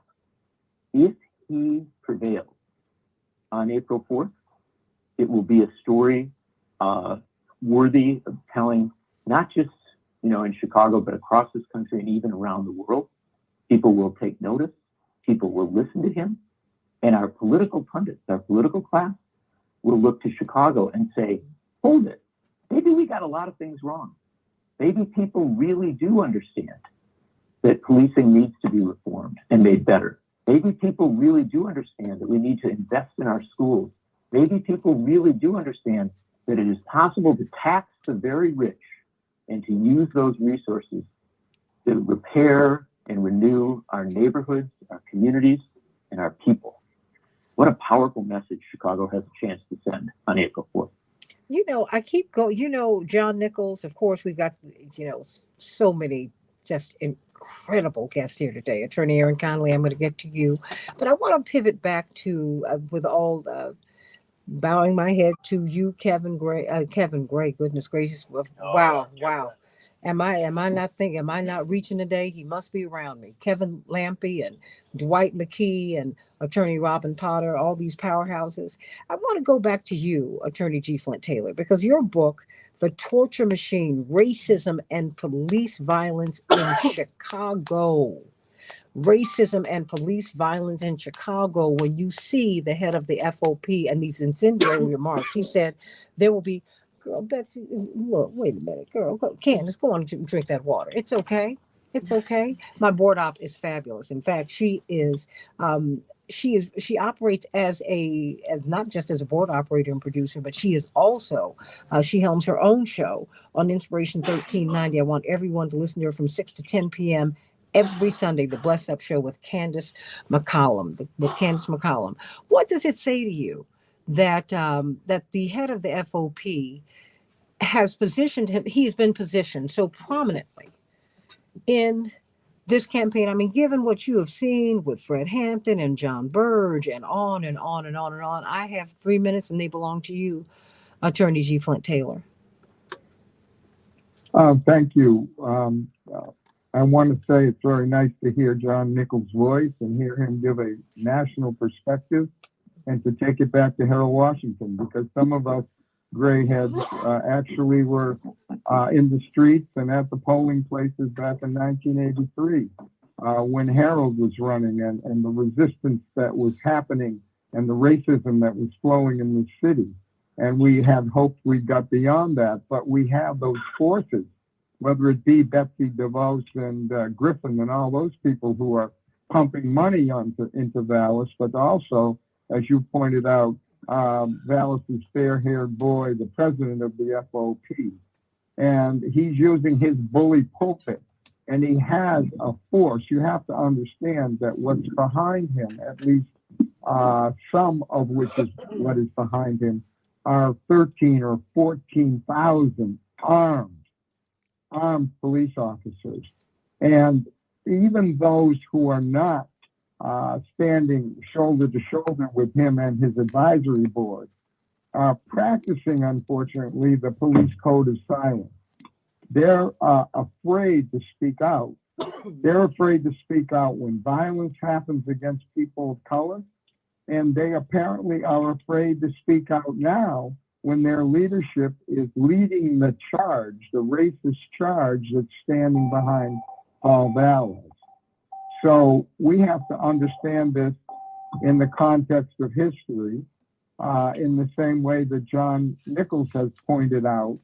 And when I looked at this history in my book, and from 50 years of fighting against police violence and racism and torture and police assassination, and looking at the hand behind the gun, the hand behind the torture machine, that's the FOP. That's the FOP, and we have to understand that. And when they say blood in the streets, that's not just some rhetoric. They have the gun behind them. So we have to be strong, and we have to speak out strongly, and we have to stand up against that. Well, no, let me, if you will, I've got about a minute and a half here. I mean, John Nichols, I just think it's important because this is Fred Hampton's lawyer. So when you hear people say blood, when you hear the head of the police union in Chicago say there will be blood in the streets and mass resignations, 1 minute, what does that say to you, Attorney Taylor? Oh, no, John, go jump in. Well, I was just going to say very quickly, remember Bernie Epstein's slogan in 1983 against Harold Washington was "Before it's too late," right? I mean, it was all these threats, all these notions that everything would go bad, that everything would fall apart. Well, take a look at what happened. Harold Washington became mayor of Chicago, and against all that opposition, he united Chicago. People came to love him. That downtown library is named for him, and it's named for him for a reason. The fact of the matter is that these threats are idle threats. They are made to scare people. And the question is, on April 4th, will Chicago choose hope over fear? Reverend Jesse Jackson always taught us, keep hope alive. Amen, everybody. And let us keep hope alive. Join us at Rainbow Push at 930 East 50th Street tomorrow at 12 noon. Pastor Kimberly Ray will be leading pastors in praying as we get people out to vote in this voting season, as we remember the life and legacy of Reverend Dr. Martin Luther King. Remember, Chicago was so hostile to Dr. King that they chased him out of here. The head of the National Baptist Convention, when they changed the name of the street in front of his church, he moved the church door, he moved the main entrance to the side because he did not want the address of his church to reflect Dr. King's name. That's the city that Dr. King had to function in. Don't you ever forget that. Get out and vote, everybody. More of Keep Hope Alive in just a few minutes. Your opinion counts. 1-866-594-HOPE. That's 1-866-594-4673. You know, no, honey, that's why you apologize. It's just a cough. You know, but I don't want people, I mean, for those of us old enough to remember, I remember these things. Well, my father's a minister, and more than that, he didn't just march with Dr. King. My father worked for him for $75 a week. He and my mother made that decision. And people like the Leak family, you know, the prominent owners of the funeral homes, we moved into their building. They were kind enough to let us live where they lived. Attorney Taylor and Dwight, you remember that because you used to come over and be at the house, be at the apartment all the time. These people, they didn't just find us a place. They said, no, you come and live with us. They put carpeting on the floor because my parents had 3 kids under 2. And they wanted us to have, they knew my father had no money. And Uncle Spencer even talks to me today about having to raise collection to pay their rent. But that's who my father left what was more of a certain academic track, getting one of the big churches to work for Dr. King, but so did Reverend Andrew Young, so did Hosea Williams, so did James Bevel, and so did Dwight T. Walker, and on and on and on and on. But I think that, you know, as we hear so many people say they're activists, Dwight McKee, Attorney Taylor, he and a couple of our people went out to find Bobby Rush right after they killed Mark Clark and Fred Hampton.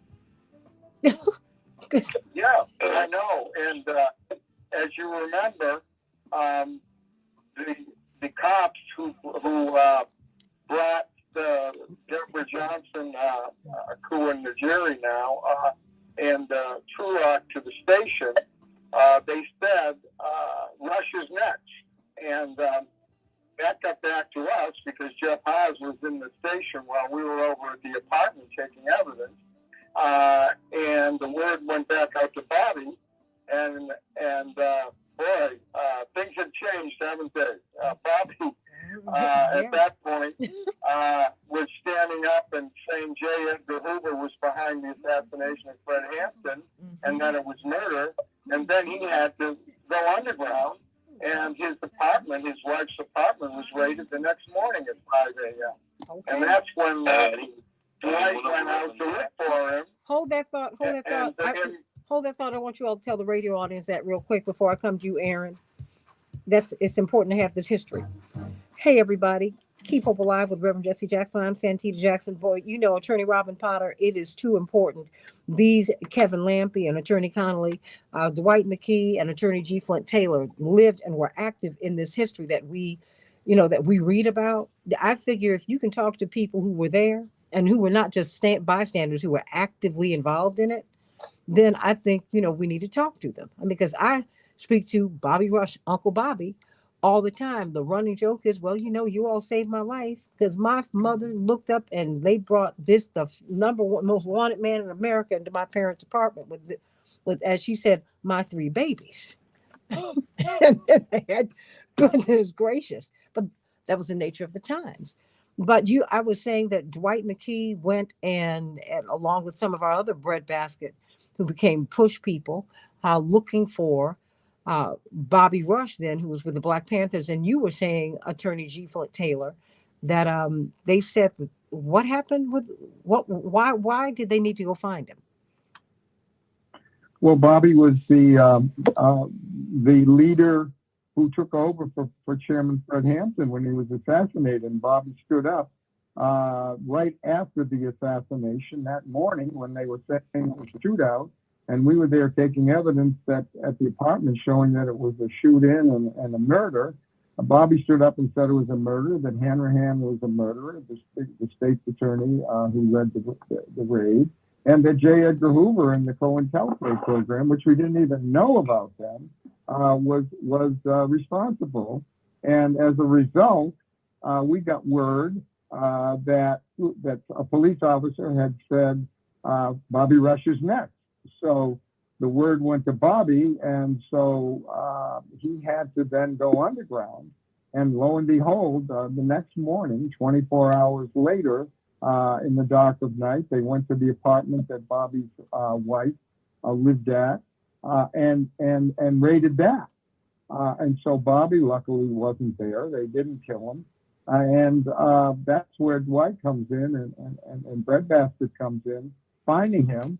And Bobby agreed to turn himself in on Saturday. Now, the raid happened on Thursday at Breadbasket, which was on 79th Street at the old Capitol Theater then.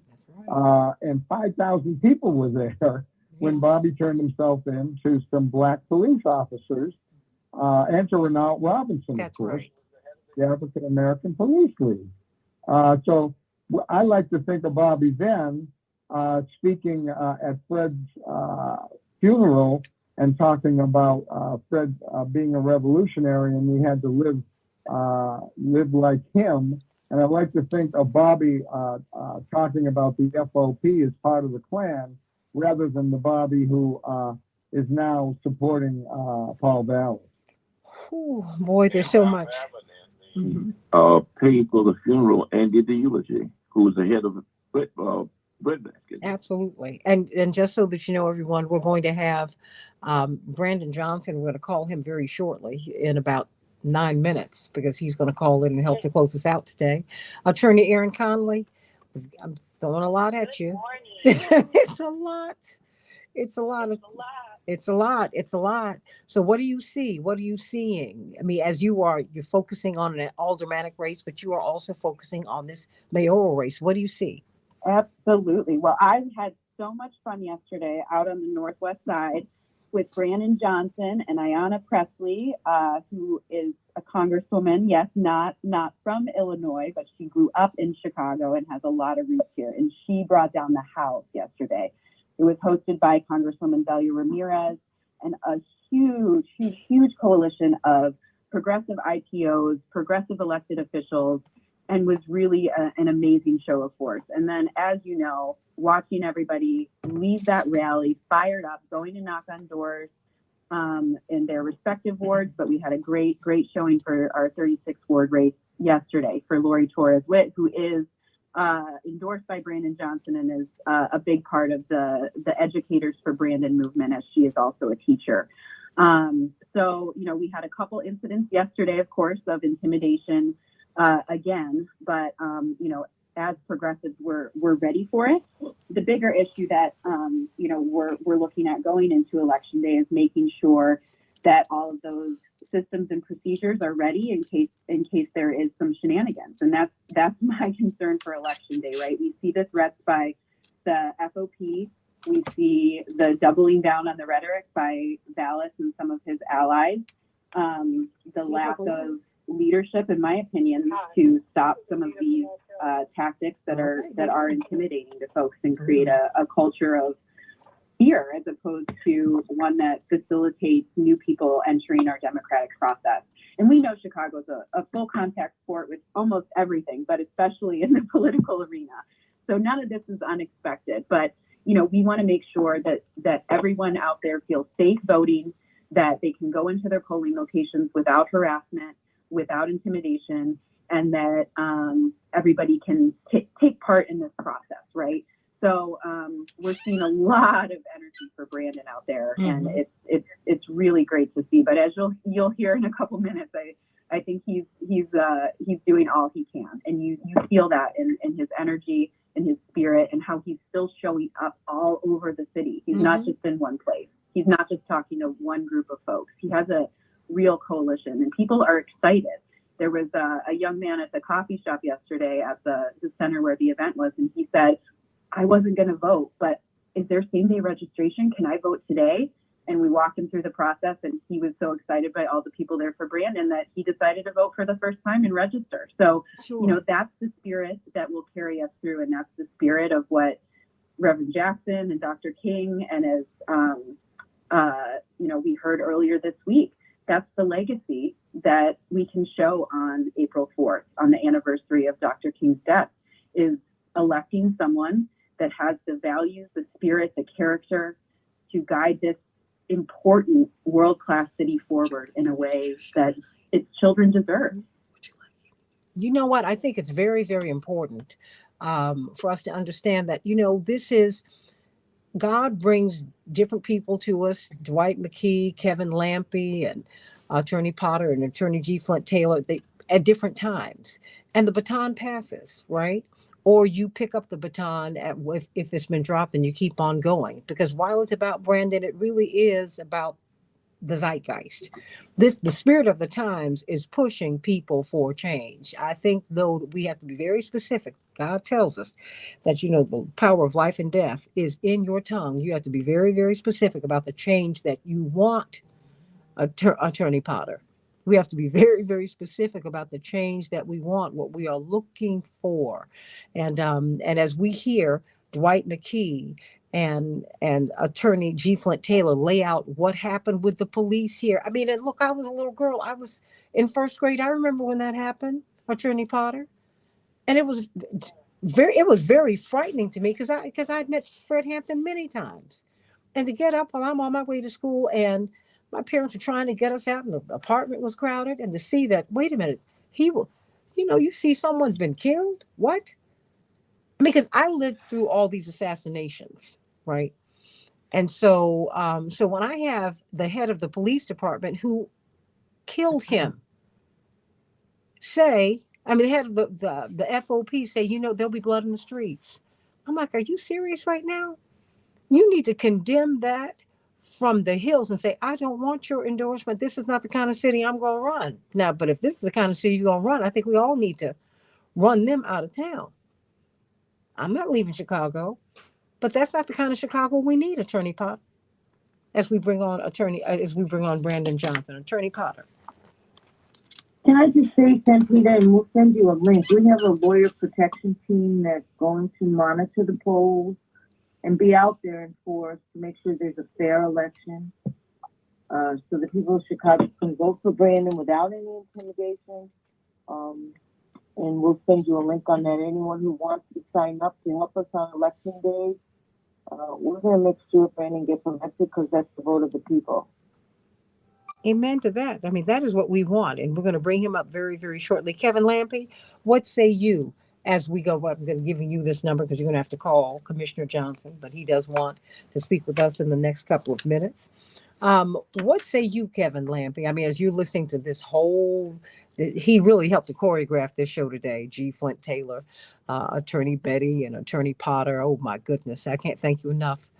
Kevin Lampe, although I have to tell you, he's got me into a lot of trouble with my listeners on my show because he was the first one to jump out and jump on Paul Vallas and his record. Kevin Lampe. Well, that is because the truth needs to be told. And I've been an outspoken person all my life. Just ask my mom and dad. I've always got something to say. And it's because I was raised that way, to speak up when injustice was happening. Good morning, Mr. Johnson. When This is something I Candace from saw Keep Hope Alive. that needed to be said was said. And I also believe I'm that, going to put that you on people hold, can and make Santita it will get different. to you very shortly. You know, I look at my own career in politics. You're welcome. I've had lots of wonderful opportunities, but they happened because I showed up. I went to the polling place, and I didn't just vote. I became active in politics. And everybody can make a difference. You know, this election is going to come down to a limited number of votes, so every vote even counts more. Mm-hmm. And when we don't vote, well, I don't think you have a right to say anything. So you need to be able to vote and show that you voted, and that's your card. That's the card that you say, I can play this card now because I showed up and voted and participated in the process. Well, as Congressman Jonathan Jackson said, if you vote, you get what you deserve. If you don't vote, you deserve what you get. Okay, Johnny, I'm giving you that credit this time. Next time I'm taking it. He's my brother. No, but take that. If you don't vote, if you vote, you get what you deserve. If you don't vote, you deserve what you get. Having said that, my board operator today is a wonderful radio personality here in Chicago, and she's got one of the top Black church centered radio shows in the country. It's the Bless Up Show, and her name is Candace McCollum. She has been running the board today, and I thank you for that. It's from 6 to 10 p.m. every Sunday night on Inspiration 1390. I hope you all will listen, and maybe we can get, certainly if not Commissioner Johnson on, but some of his supporters so that they can speak to this church crowd tonight, because we certainly do need it, but I'm not going to hold this up any longer because we were able to get someone who used to kind of host this show. I guess I'm about to lose a host because he was also hosting my show too when I was away, and he's responsible for me getting this job. I could just give you a big hug right now. Commissioner Brandon Johnson, the man with all the fire who could become mayor of this city. How you doing, Commissioner Brandon Johnson? We have got Attorney G. Flint Taylor, Attorney Robin Potter, Dwight McKee, Kevin Lampe, and Attorney Aaron Conley, all sending you much love today. Commissioner Johnson. Thank you, Santita. Good morning to what an incredible panel. Had a chance to work with everyone. And it's been quite the journey. But I've found the love all over the city of Chicago. And a better, stronger, safer city is just moments away. I'm grateful that there's been so much excitement. There's been so much energy. And most importantly, there's just been so much love that has been displayed over the course of these last 7 months that took our movement from holding at 2.3% to just being a couple of days away of all of us going to the 5th floor. So what do you want people to know in these last 6 or 7 minutes that we have here? What do you want people to know about your candidacy and about the kind of city that what you want to establish and what we need to help you do? Because I'm very clear, we can send you to the 5th floor, but we need to be present for you because all the people running against you, they're going to be meeting you at the door too. Yeah, you're absolutely right, Santita. The big message that's on display right now is that we need a united city. One city, one story. Instead of two cities that have separated our communities, stratified our communities, that have left families behind, looking for a neighborhood school, hoping and wishing for a reliable, safe transportation system, the inability to afford to live in a city that really has more than enough for everyone. That's what this big moment is about. I mean, this is a multicultural, intergenerational movement. I mean, it's Black, brown, white, Asian, middle class, working class, low income, those living in poverty, small businesses, large corporations. We all have a vested interest of making sure that our city truly is a world-class city. And our message around, bringing Chicago home, an ordinance that would generate revenue to give people a pathway to home ownership and affordable housing and not having to live doubled up or on the streets, passing treatment, not trauma, that will provide mental health and EMT first responders to deal with the crises of mental health and drug addiction, implementing the consent decree so that the reforms that are needed in order to have a trusted police force, making sure again that we are moving a Green New Deal for the air and for our water, and obviously good paying jobs, incentivizing small businesses and corporations to fill the vacancy with innovation from biotech to the life sciences to logistics, the manufacturing jobs that are available, committing ourselves to hiring young people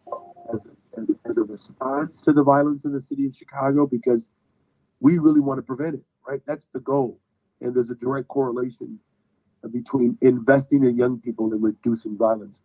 That's what this moment is about. And I'm grateful that from every section of the city that we've been able to cover, that people are surrounding that message.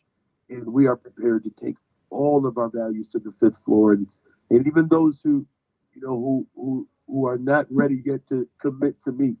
Once I'm mayor of the city of Chicago, I'm mayor for the entire city. And I'm grateful to God that He's placed this moment before us, so that we can actually fulfill a dream that, of course, Reverend Martin Luther King Jr. had when he came to the city of Chicago and all over the country. That labor rights and civil rights are one and the same. The liberation of our people is a liberation for all people. And that's what I want people to know, that they're going to have someone who is committed to that, and someone who loves the city of Chicago and the people of Chicago enough to invest in the people of Chicago. We're talking with Commissioner Brandon Johnson, one of two men who would be the mayor of Chicago. It's a tighter than this race. You got to get out and vote.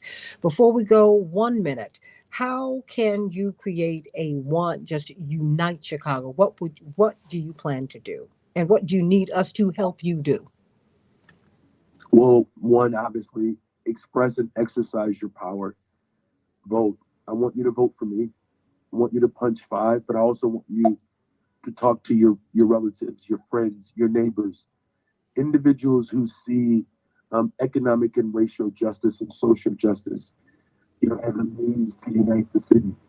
People who believe in that. And I know there are hundreds of thousands of people all over the city of Chicago who believe that.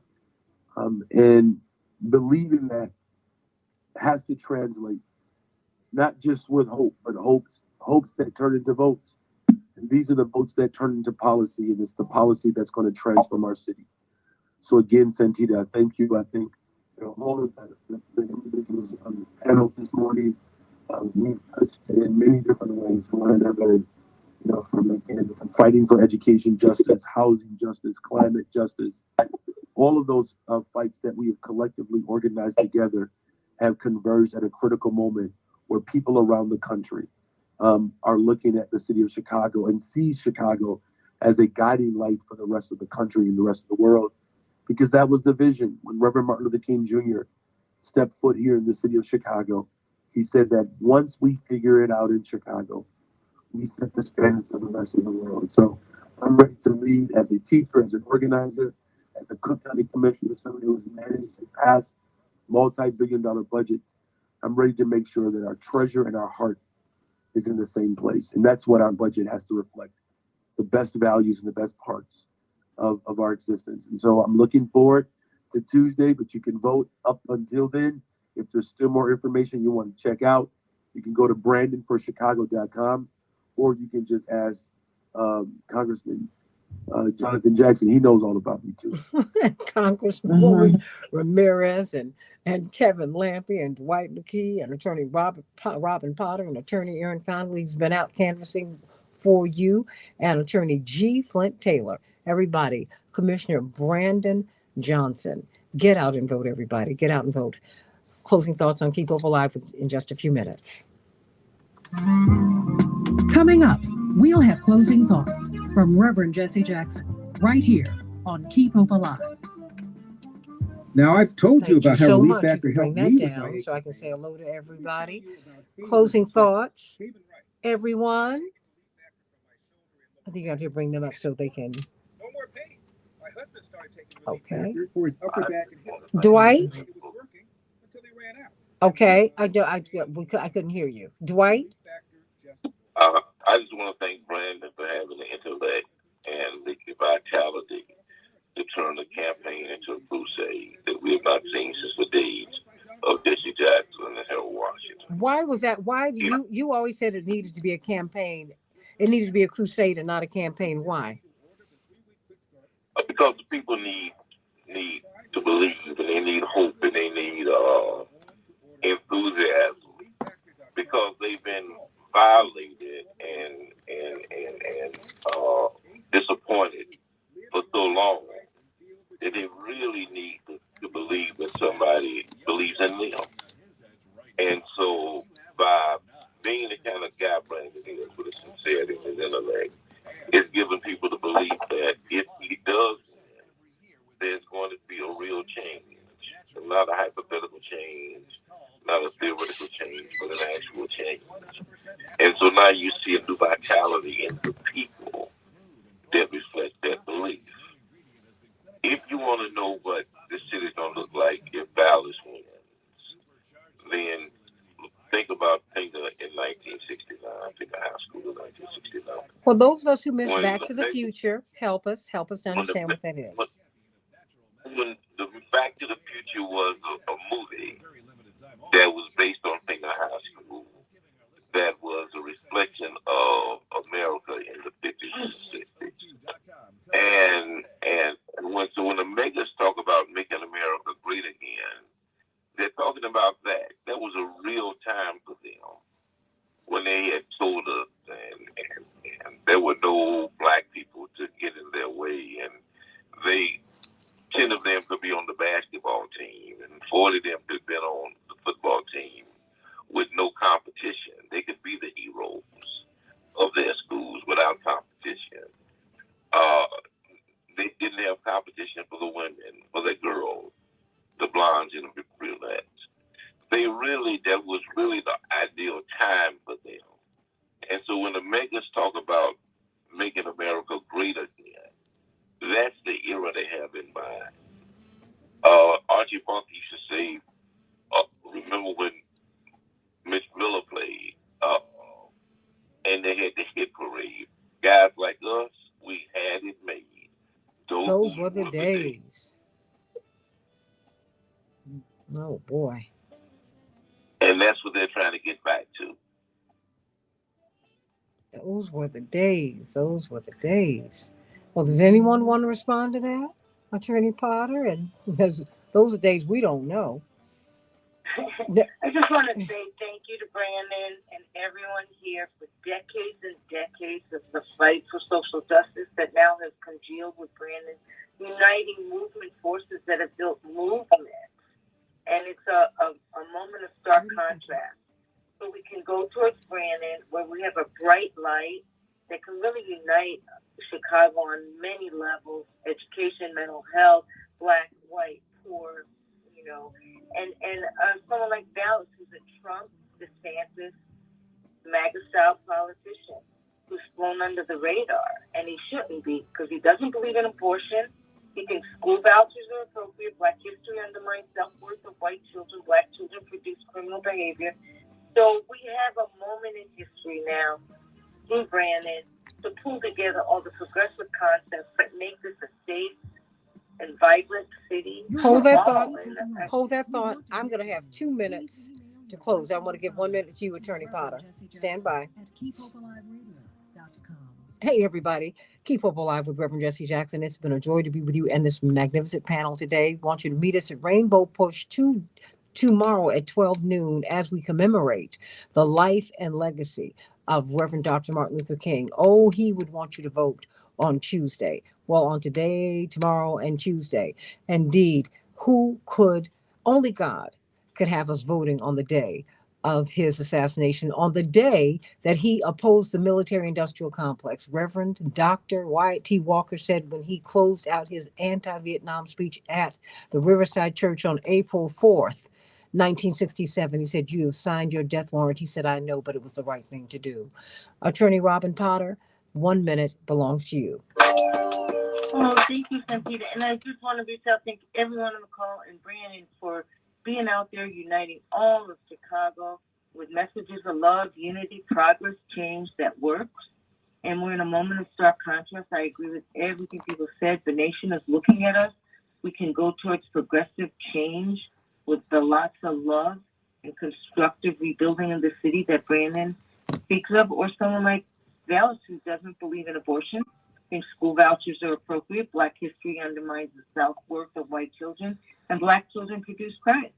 So that's a MAGA Republican, and then we have real change and hope in Brandon because he's done it, he says it, he's honest, and he speaks a message of love and unity. You don't hear that from Dallas, but we hear it from Brandon, and thank everyone for pulling a movement of decades and decades for social and equity change together to make the city work. That will continue, everybody. It doesn't stop April 4th. It continues. We continue to go on. Keep Hope Alive, everybody. Let's get out and vote. To Keep Hope Alive with Reverend Jesse Jackson. For more information on upcoming shows and guests, please visit our website at www.kpopalive.com. KeepHopeAliveRadio.com. Do me a favor, everybody. I'm still on Facebook Live and I'm trying to close things out, but I want everyone to get a real closing. I want you to give real closing remarks before we go. Attorney Erin Connolly, your closing thoughts. Well, my closing thoughts looking at some of these GOTV numbers are if you have a mail-in ballot, turn it in. We need to make sure people that have had the opportunity to fill out their ballots are dropping them off or sending them into the proper place. If you need to register to vote, you still can in the state of Illinois. You can register as late as Election Day, but you can do it today and tomorrow as well. So we have to make sure in an election like this, where our city just voted about a month ago, that we're turning out everybody who voted for Brandon last time and adding to that list. So especially folks that holding on to those ballots, now is the time. Now is the time. All right. Let me go to you, Attorney. Let me go to you, Kevin Lampe. Kevin Lampe, my friend, the troublemaker, my brother beloved. I enjoy making good trouble. Oh, I love it. as the dearly departed John Lewis would say, politics is about participation, not observation. And so our call is to show up and be a part of the system so that we can improve the system. And that's what that is our responsibility as citizens in this country and the citizens of the world, to go out there and to make our voice be heard, because the ballot is not an essay question, but it's an important question that must be answered. Attorney Robin Potter. I agree. Let's get out and vote.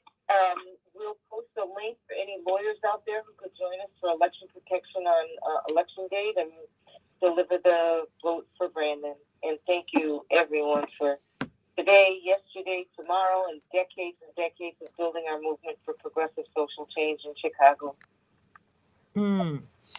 Dwight McKee, your closing thoughts? I want to thank the panel for being so well informed. If it serves to be able to give the people the real facts and the real, so that they can make a coherent decision about what is in the best interest and the best interest of their children and their children's children. So I really want to commend them because they put a lot of work in and cared enough about public policy and other people to invest their time and energy into doing the research and uncovering the facts that we all need to have an informed opinion. With that information, I think everybody, vote your interest, vote your conscience, but vote. Vote. Why are you saying vote? Why is that so important, Dwight? Because it's all academic issue. This is an election, and whoever has the most votes is going to win. And so it does not matter if you have information and you don't vote, because it does not register in the public square. And so what makes this relevant, if you get the information, if you put it in effect and actually vote. And you know what, as we think of Reverend Dr. Martin Luther King in this moment, everybody, indeed, he considered the crown jewel of his work, the Voting Rights Act. Get out and vote, everybody. I mean, and it was Dr. King who pushed LBJ to do it, President Johnson. Indeed, that was not just a gift to us. We were in the streets, not only marching, but we were organizing, working very hard every single day. And remember what Lyndon Baines Johnson told Black leadership, Dwight, and Attorney Potter, and Kevin Lampe and Attorney Connolly. I'll never forget this, because I hadn't really heard it before. He gave a speech as he signed the Voting Rights Act, which had taken 70 years to be enacted. He said, "Now, Negro leaders, you must go home and make the Negro people citizens," because they don't know how. They don't quite know how to do this. And so we're learning about power. But we know that power is with the people, power is of, for, and by the people. And we're not supposed to use it to be tyrants ourselves. We're supposed to use this to lift this country and this world and create a beloved community. Make it a place where everybody can be actualized and become the best that they can be. I'm not for tyranny. I'm for freedom and liberty. I don't want a black face in a high place. I want a righteous man or woman in that space so that we can all get what we need. Our pastor, Reverend Clay Evans, Dwight McKee, used to say, I've never seen God make a mouth that God could not feed. There's enough food, clothing, and shelter on this earth for every human being. Some people, a few people, are just too greedy and they're hogging up all the resources. And the rest of us don't feel that we deserve any. We've got to change our thinking. And you must vote. You must march, but you got to do more than march because people get tired of marching. You must organize. Your aldermen and alderwoman, the alders work for you. The Cook County commissioners work for you. The state's attorneys, all these people are people you hire or don't hire if you don't participate in the process. The mayor is your employee. Don't be fooled and don't sleep on that piece. So come on, everybody, get out and vote and do your thing. And we're going to get you, and you've got to read, you got to have the information. Betsy DeVos has contributed to the Vallis campaign. She has one of the worst performing schools in the country. That could be your child.